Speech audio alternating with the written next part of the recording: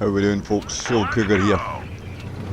We're running through on the new Sandstorm camo that you get for completing the 20 victories in realistic mode.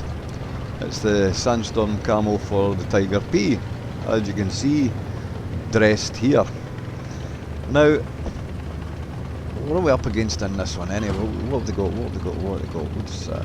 45 TP, WMX, Yad Panther, an ordinary Panther, it's a KV1, a KV1S, one of the two. That'll be a Nashorn and a VK30-1D, or it could be the P, depending. I'll see when we see it. But we're in realistic mode. The only marker you get up on the screen is when the enemy's been hit. That's one away. There's one there. It's the KV1S. And he's not looking at me. He's got the new camo. But he's not going anywhere because his tracks are damaged and he's finished. That's him finished. He was a one shot. Right, what have we got? We've got to see. There's one going over the bottom there. What is that? But that's one going over the bottom. We've got to see. One of our lads is on A. There's a TD over beside him as well. There's a TD behind me looking at the mini map. And there's a heavy sitting on C. But I don't see what else there is. Now, a lot of folk are looking at the camo on this and looking at the rocket launchers that are mounted on the top. Thinking to themselves, what the hell are those things? Didn't they have rockets and tanks in them days? Well, realistically, yes they did. Generally they were mounted on the sides of half tracks. There's a VMX. Drop one into him. There's one behind me. Just been hit because he showed up in the markers. Pardon me. But getting back to the rockets, yeah, there was rockets on tanks or armoured units during the World War II. During the war, the Germans, and before the war actually, the Germans and the Russians, along with others, but they were concentrating a lot on rocket technology. As we witnessed with the V1, V2 rockets. Oh, there's the VK there. It's a D. VK30-1D. That hit me at 90 behind me. Has to be with the AMX, yeah. He's a 6-shooter, but he only hits at 90 a time, and he's had 4 into me. There he is. Now, I knew I hit him before, so I knew he only had 1 shot left. So, there is only one. There is only 1 med left. And I think the med, that'll have to be, it's a Panther. It's the Panther. Is it? Yeah. With that sloped front. I think it would be. I might be wrong, but I think that is.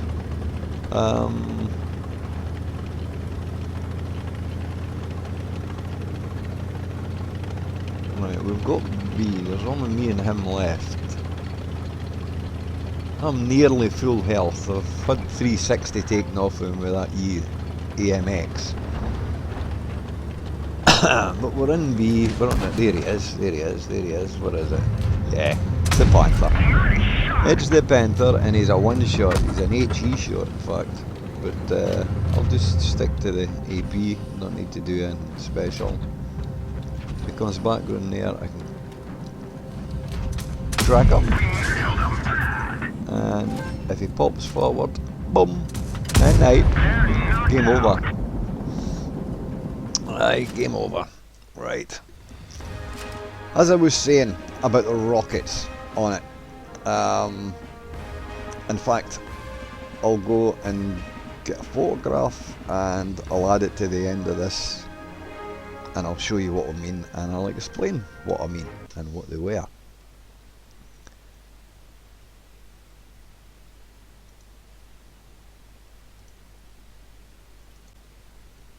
Right, as I was saying, before the war, like all the rest of us, the other nations, especially like the Russians as well, they'd been experimenting with the development of technology for rockets. That was required because the need for artillery substitutes was apparent. Now the Germans decided to come up with 2 or 3 different variants of rockets. You'll all have seen the Nebelwerfer in films that fired smoke grenades and other high explosives, but most of them were smoke. The Germans had troops of Nebelwerfer troops, and all they did was support the infantry, the artillery, or the tanks who were moving forward by firing rounds of smoke grenades. And it was later adapted to have small explosives in them. But on the side of the half-tracks and some tanks and self-propelled guns, SPGs, the tank destroyers as they were known then, was the Wurfgerät 40 and the Wurfgerät, the Spheres Wurfgerät 41. Wurfgerät is heavy thrown apparatus.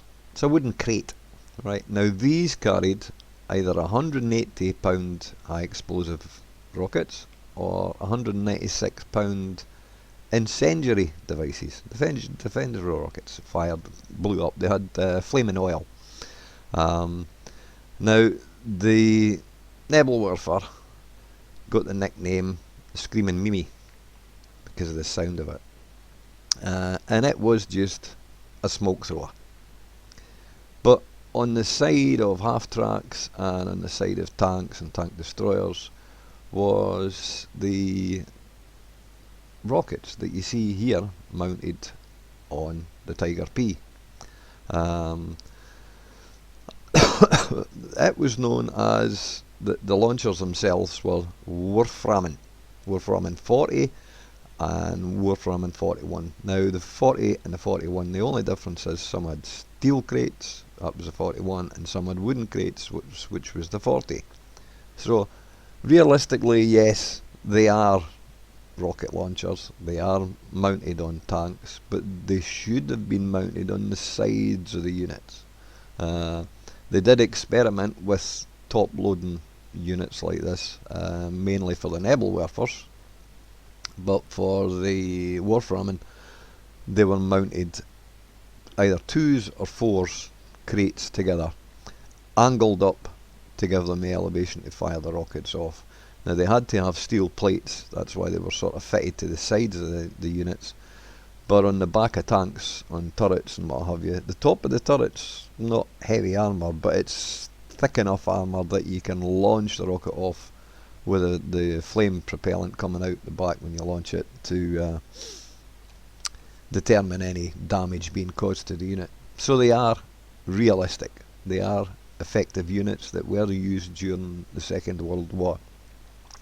And here's a picture just to show you what they look like. So as I said, here's a picture to show you what they look like on the Tiger P. Decent enough.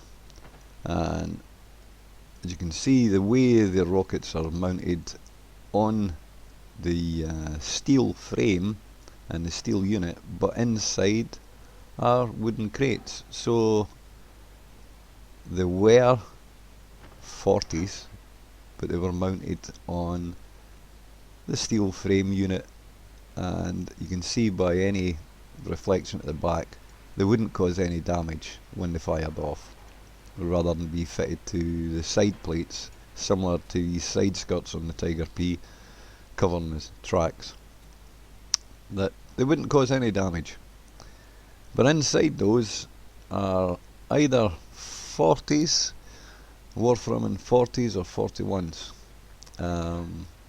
But going by the crates, they look like 40s. Now you'll notice that on the back of the rockets there's fins, stabilising fins, which determines these are either high explosive rockets or incendiary devices. Incendiary rockets, they either had flaming oil in them, which was at the back, or high explosives. Now, the Nebelwerfer rockets did not have stabilising fins because they used the spin of the rocket after it was launched from the barrel, the rifled barrels of the units, to stabilise the flight of the rockets, whereas these ones have got fins fitted to them. So in reality, rockets did appear on the top of tanks in the Second World War, and these are as close to damn it as they were. So whoever did the research and the development got the crates right, as you can see in the previous photographs, and they got the mounting, the framing mounting correct as well. So there you are, folks. That's the rockets on the top, the Tiger P in the Sandstorm camouflage. Have fun, folks. Have fun.